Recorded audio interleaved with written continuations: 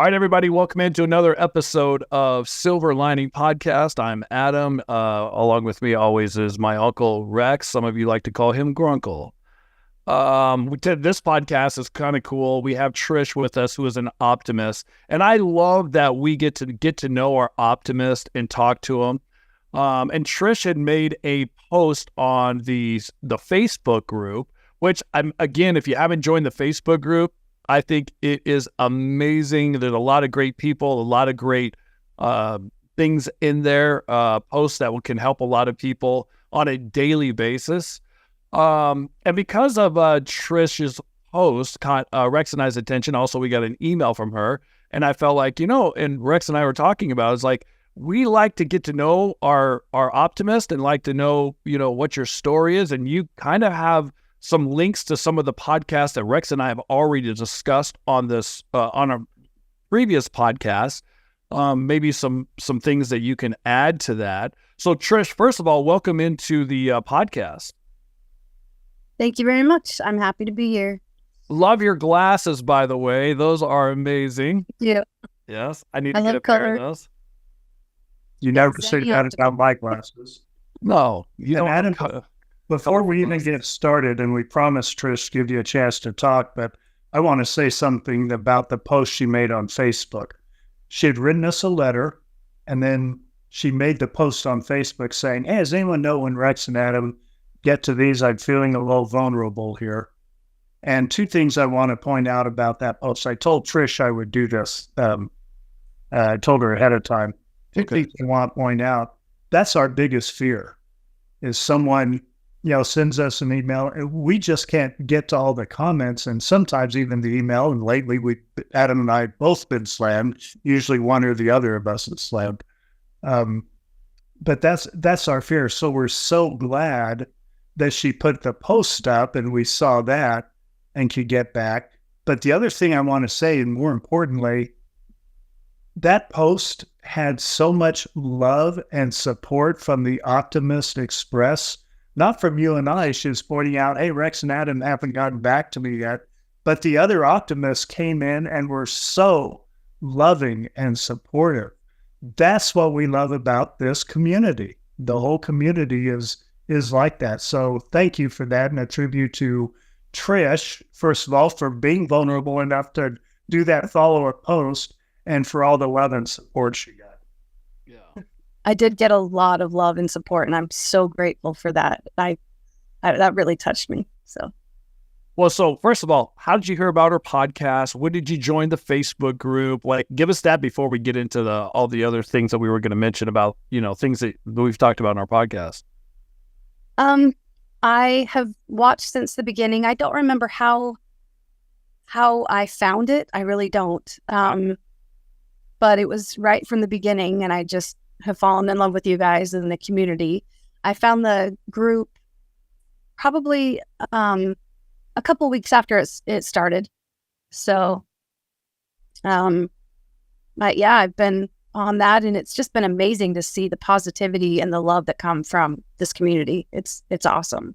Yeah, it really is. Well, first of all, like Rick said, thank you for actually making a post and being vulnerable. We've had a few that feel like, look, Rex and I started this as a healing thing for us, and also to get information on what to put in our book. That was our focus, and so many things have come from this. And some of it has been optimists who have, held things in for a long period of time, or had something they had to go through in life and felt like they wanted to say it. So with your experience and things that you were reaching out to Rex and I about, let's just chit chat. I think this is a very unprofessional chit chat podcast. So Rex and I just like to sit and talk. So let's talk. So what's on your mind, or what kind of things or were you wanting to talk about? I have a few things. I do want to tell a little bit of my story. But first of all, I was in St. Anthony at the time that Julie Rose books were really popular, and Visions of Glory. Like, it exploded in that area. I don't know why, really. But for those that don't know, Trish, St. Anthony Idaho, right there by Rexburg, where Chad lived. Oh, okay. Yeah, he lived about 4 miles from me. As I read Julie Rose books, I learned that Chad was the publisher, and I read everything about him and really wanted to meet him. And I know people are cringing, I don't blame you, but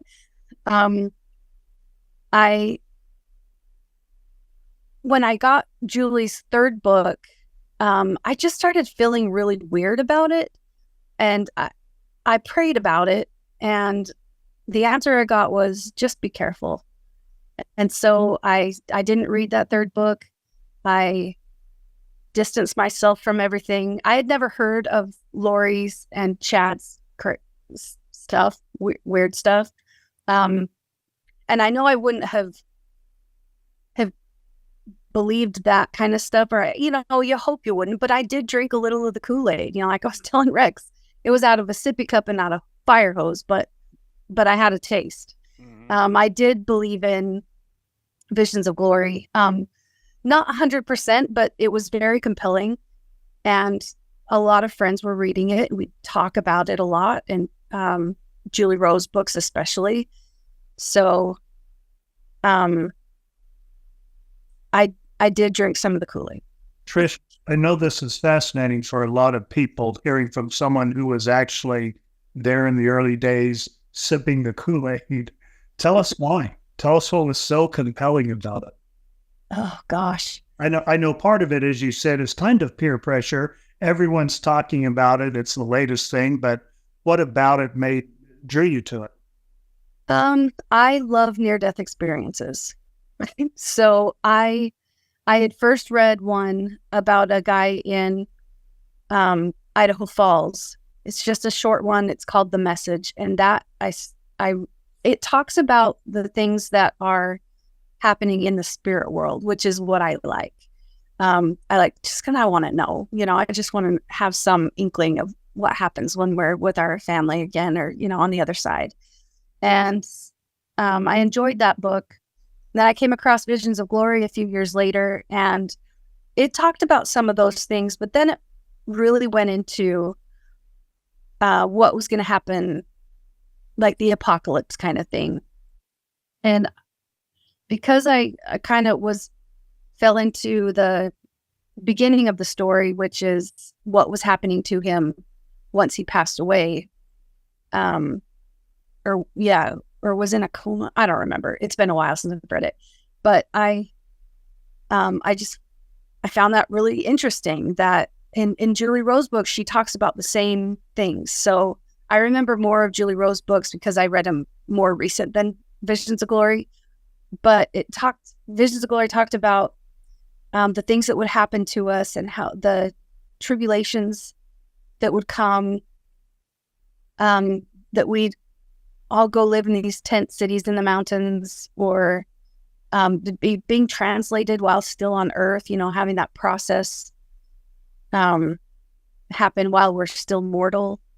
So I wonder if that's where Lori's idea of her being immortal comes definitely from what I believe, from Visions of Glory, because it does talk about the stronger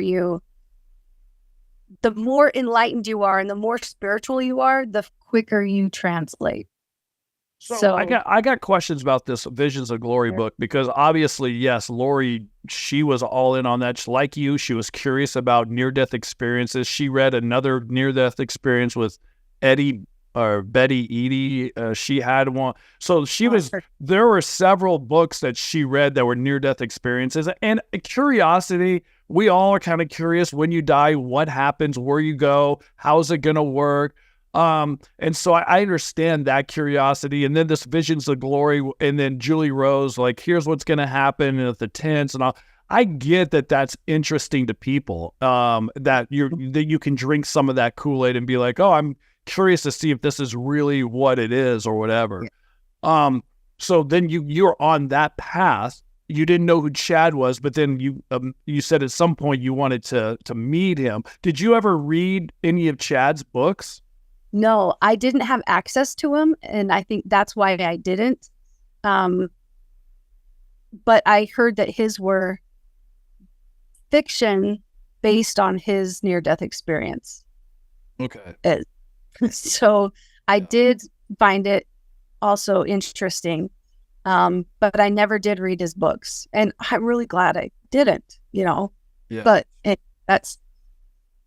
So you went down on that path. You drank a little bit of that Kool-Aid, but you're saying if you would have been stuck around and been part of a group, you would have known at some point. You would have been like, okay, this is. But Lori and Chad never really talked about their crazy plan with anybody else, but just a few people. You think, or Right. they kept I think it secret? I really hadn't heard of. I'd never heard of Lori, or Chad being together, or like I didn't know any of that until the kids were missing and things started coming out that way. I found out with the community, but I. Or was I going to go with that? Well, sorry. But while you're getting that, tell us more about the community response to finding this out, because it's not like everyone knew Chad and or Lori in the community. You found it then, and so what's community response? Hey, these people live here. Kids are missing, and they start finding out the story. What is that response for those that didn't know them directly? For not knowing them, it was just this crazy story. And I was like shocked that I'm seeing Chad Daybell on the news like this, with Nate's interview in Hawaii, or not interview, but him catching up with them. I was just like, there is no way he did this, because I thought of him a different way just from what I had read on his own website, of course. So, that he was this and involved with Julie Rowe. I know the community was shocked. I don't know if he was well known in the community, not to my knowledge. In fact, yes, he was, of course, because they had that big conference that I wanted to go to in 2017, I believe. So yeah, he was known in Rexburg, especially. They had it at the Tabernacle in Rexburg. It's not sold out, but there were no seats available. And again, I'm really glad that wasn't part of my journey. So hindsight. So at what point did you think that Julie Rowe has gone off the deep end, or do you still follow her? Or I know she's still around. I know she's excommunicated from the church, and I don't know if church members still follow her or not, or. Not to my knowledge. I actually don't.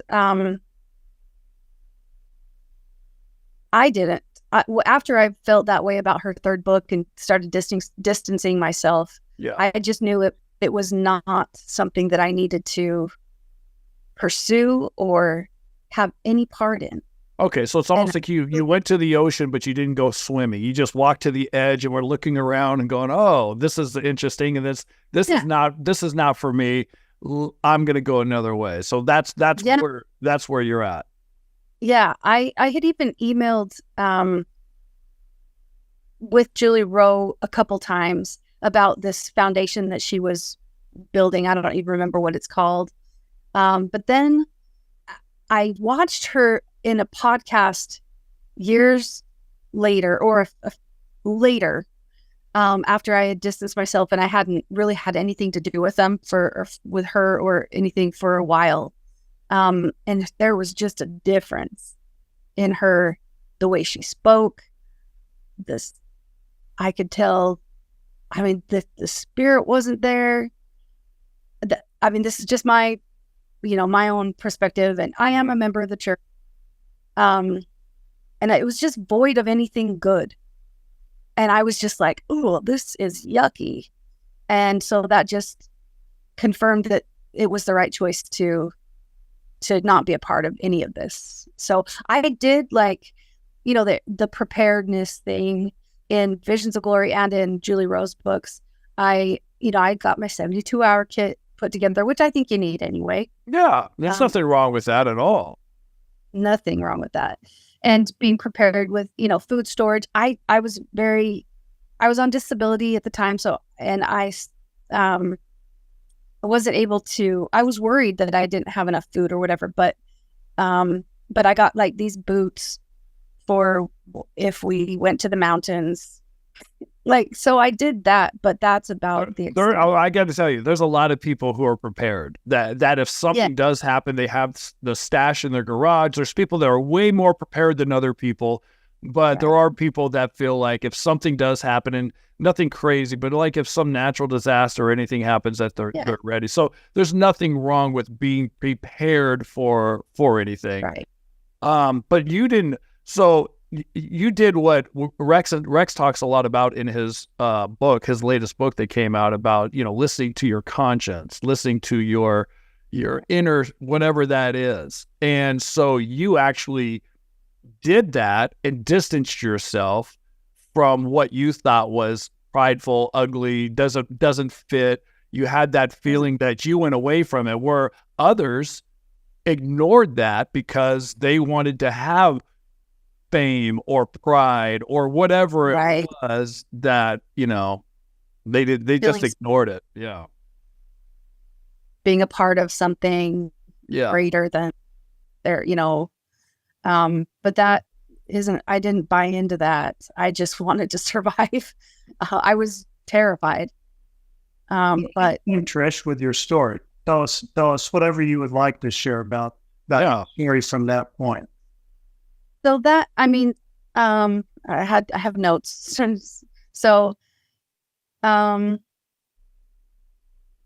I had heard of other NDE books or near-death experience books where they talked about the same thing as Julie Rowe, the tent cities and, you know, being in the mountains, and I don't remember what else, the similarities, where that was a little more compelling of, is this true? If there are multiple people who have had the same dreams, that kind of got me. And then I just had to abandon all of that and just like, this doesn't feel right. So I can't continue with this. So I didn't, which I'm really grateful for. The community, when the kids went missing and when they were found, you know, were, I mean, just in shock. I think I did mention that. It was so sad.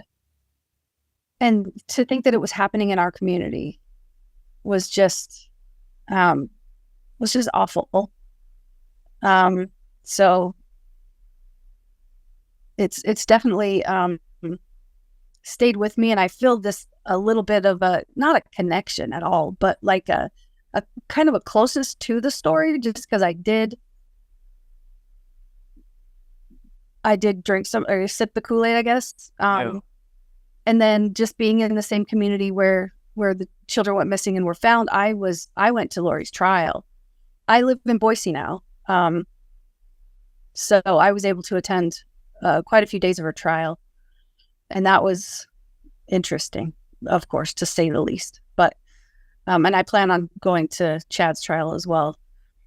But I do have, like, at the time that this was all happening, I am a member of the church. I served a mission, but I was dealing with a lot of darkness, just depression. It's inherited and it was situational. Grew up in a very abusive household, and I was also dealing with some mental illnesses that were undiagnosed and untreated. And back in I had a lot of suicidal ideation, a lot. And I went to go take my life in 2010, and I was at the place where I planned to do it. It was downtown Salt Lake. I grew up in Salt Lake, West Valley City. So I was going to massage school, and so I took tracks and everything down there near the middle of the night, and was there just staring at all the pills I was going to take. And there was just this little voice that so kind and loving that just said, don't do it. And so I called a friend, and she took me to her house for a few days, and they had alcohol. And I that was my first time with alcohol, and it took away the desire to take my life. It saved my life for a while at first. And then I became a severe alcoholic, and just there was so much darkness. And I ended up sorry, I'm looking at my notes. Okay, so I ended up getting some DUIs. St. Anthony is a town of 3,500 people. So I was kind of already known by several that, as one of the town drunks. I got DUIs in 2000. 2000 was a rough year for all of us, right? So, yeah. But because it was COVID, the jail wasn't taking anybody new. You mean 2020? Did I say, yeah, 2020. Well, sorry, 2000 was rough for me too. Did I say? I was agreeing with the year 2000. that came around. That was rough too. Yeah. I was on my mission then, but anyway, sorry. 2020 was a rough year for all of us. Yeah. So because it was COVID, they weren't taking anybody, and so I didn't go to jail until I drank again and violated my probation and went to jail in February of 2021. I was there for 7 months. I am not proud of this, and there's so much more to me than this, but they didn't know what to do with me because I was on oxygen. I have congestive heart failure, so they didn't know what to do with my tubing. Was a safety hazard, and so I was in segregation, like just on my own in my own little cell for 3.5 weeks or so, which is awful. And I just finally wrote a note and just said, I'm going to break mentally if you keep me here. So long story short, I ended up in a little pod with other people. And from there, we could see Lori's pod because she was there at the same time. But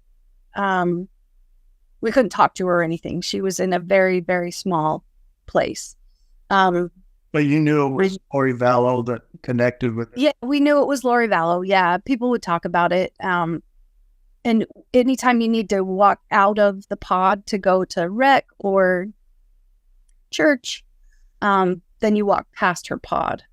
And so, some girls would be all tough and just be like, bitch. I'm sorry. But, like. Hey, that's jail talk. That's jail talk. No, it is. Sorry. I apologize. But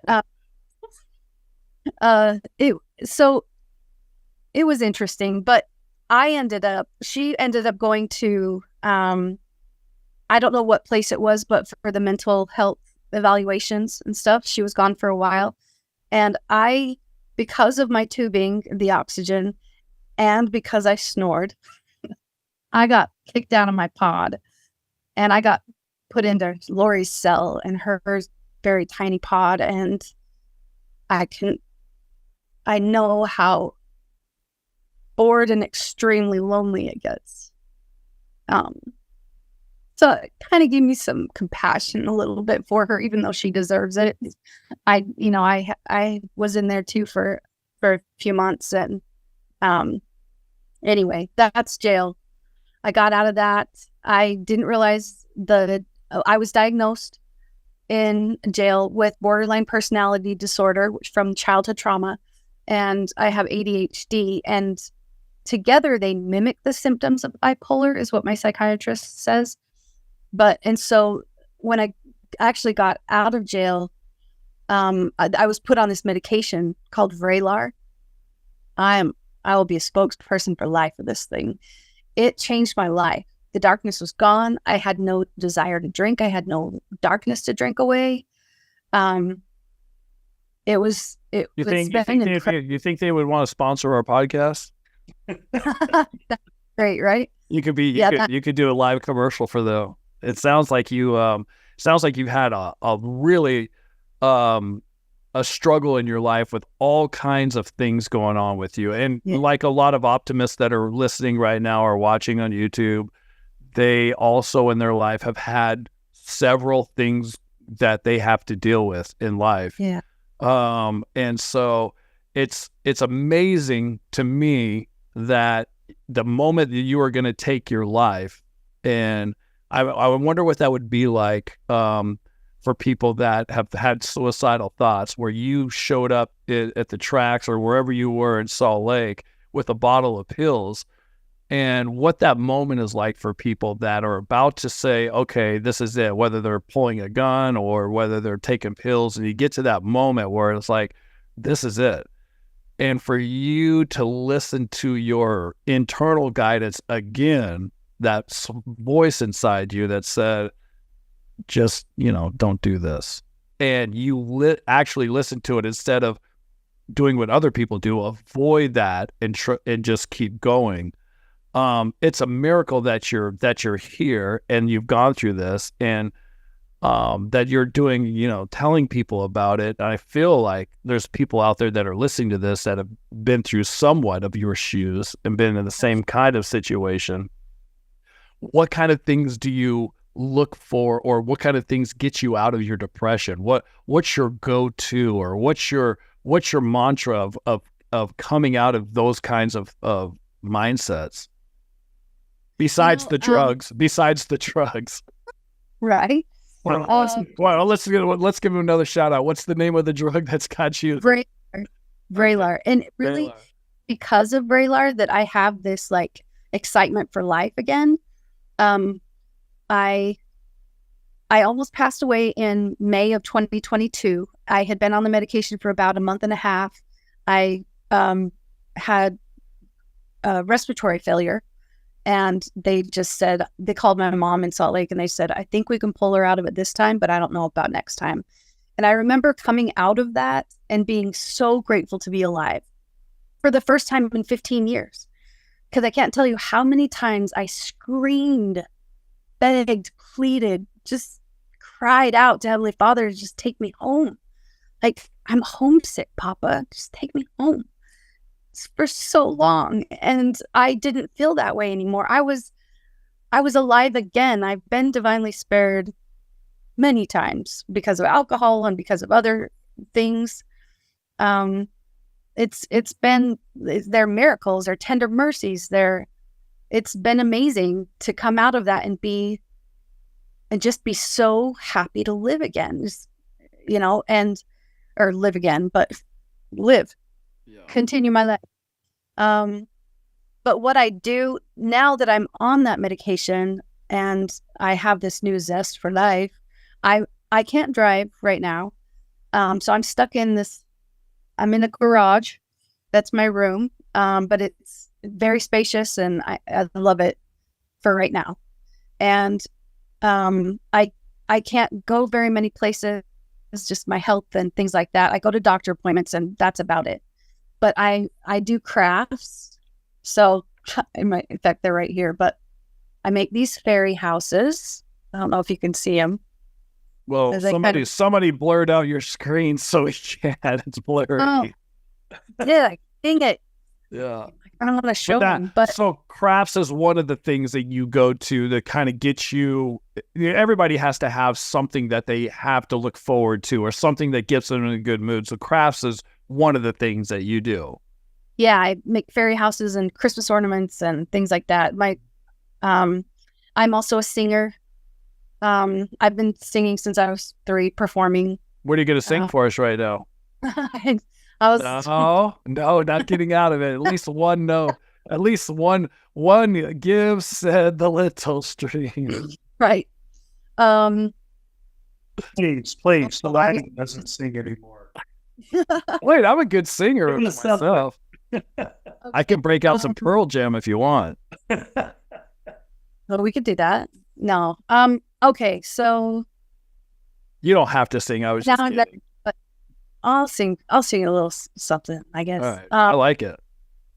Well, and congestive heart failure stole my voice, so I was recording professionally and things, and I can't do that anymore. But so that's why I'm not usually nervous. But okay, hold on just a sec. What's your go-to? Is it Whitney Houston? I will always love you. No, I can't.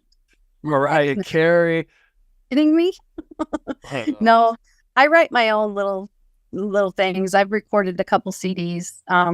Because the reason I'm talking about this is because I know that people that get depressed and people that have to have a go-to, and singing, believe it or not, was one of Lori's things that she loved to do. Yeah, that's right. Yeah. And so I know that, singing, Rex and I, we don't sing because we're terrible. and I don't know the words to any songs. So that's my biggest problem. But people who do sing, it does something to your soul and your spirit and lifts it. I don't know how that works, but I know it works. Well, I think music's sometimes just explains things or touches your heart in a way that words can't.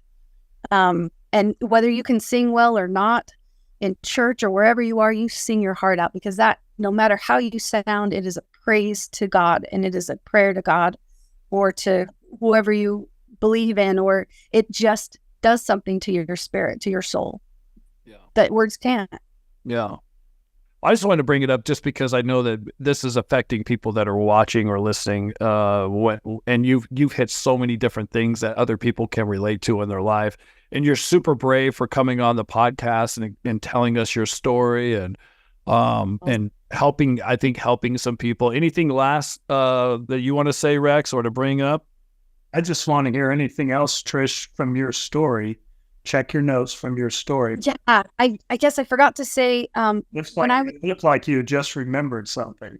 Yeah, the Lindsay Blake thing. So Lindsay Blake was my prosecuting attorney, and Judge Boyce was my judge. And when you were sent to jail, you're saying? Yes, yeah. So in my sentencing, I was either going to be released on probation or I was going to go on a rider, which is a 6-month, it's prison, but it's a 6-month treatment program. Though it's still being locked up. So when I got to the sentencing, it was Lindsay. And usually this is your defense attorney that brings this kind of stuff up. But Lindsay said to Judge Boyce, she said, this is a difficult one, Your Honor. She brought up my childhood. She brought up my mental illness. And she said, I believe that she's drinking to escape what's happened to her. And there's more in the community that we haven't tried yet that I think, we need to give her that chance. And just was like, what? Like blown away. And so anyway, I was sentenced, I was let out of jail and for it just with probation. And I'm petitioning the judge to get off probation early because I'm doing so well. My probation officer is like, way to go, let's get you off. That's a side point. But so when I was at Lori's trial, I saw Lindsay, she was in the courtroom, and I just really wanted to go up and talk to her. And so I was encouraged by a couple of the podcasters and reporters that I was just kind of sitting with and talking to. And so I went up and I just explained who I was and what she had said in my sentencing. And I was just able to thank her for her kindness and her mercy, that it changed my life as well. That set me on a path of success. And my story, is a story of overcoming darkness. And it's a story of becoming sober, of almost losing my life and waking up and being so happy to be alive for the first time in so long. It gave me one more day to testify of Christ, one more day to show the love I have for others. And it's a story of redemption and of the mercy of my Savior. And that's what I want to share with everybody.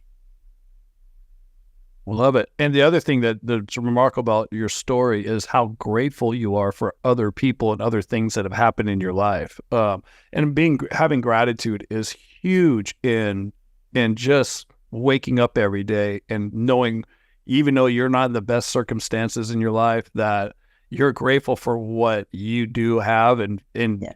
Especially people have been really down windy roads, having that gratitude is a huge plus. So congratulations on all your success that you've had, and keep going, keep being strong. I think you're doing great.